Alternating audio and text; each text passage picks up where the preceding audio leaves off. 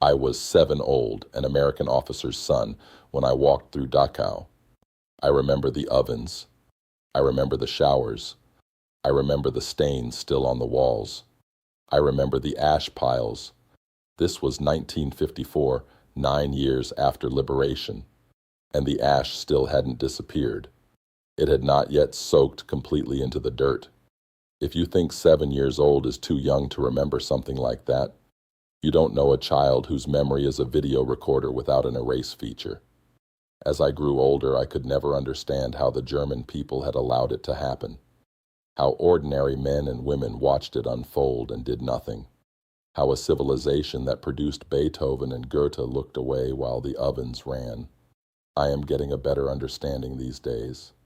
Ignorance and apathy go a long way. Distance from history plays a large role as well, and the road has to stretch far enough that the people who remember are gone before the circle closes. But not all of us are gone. My father was stationed in post-war Germany, Army Corps of Engineers officially. When you read through his documents as an adult, he appears to have played larger roles. Why else would his pancreatic cancer have been attributed to white sands testing? He was 6'2", quiet, decorated, Purple Hearts, Bronze Star. Never talked about any of it. Dachau was probably a Saturday or Sunday outing. Dad, Mom, my brother and I. Before the monuments, before the cleanup, before the ash was removed or fully absorbed. Just the ovens and the showers and the stains and the silence of a place where the horror was still present enough to touch. We went home afterward.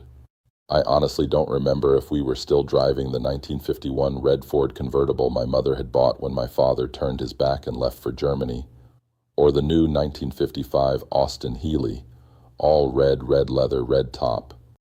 Either way, there were 4 of us, none of us small. A full-sized, long-haired dachshund and a very little car touring a lot of post-war Germany. One of us boys on the padded hump, the other between Mom's legs, the dog on the floorboard. I don't remember any of us complaining much, but I am drifting from what brought me here. A brief history is in order. On February 27, 1933, the German Reichstag building burned. Within hours, Hitler's government blamed the communists. The following day, the Reichstag fire decree suspended civil liberties across Germany. Within weeks, political opponents were being arrested for using their voices to warn about the man in power. Whether the fire was set by the Nazis themselves remains disputed. What is not disputed is what they did with it. The crisis, real or manufactured, became the mechanism.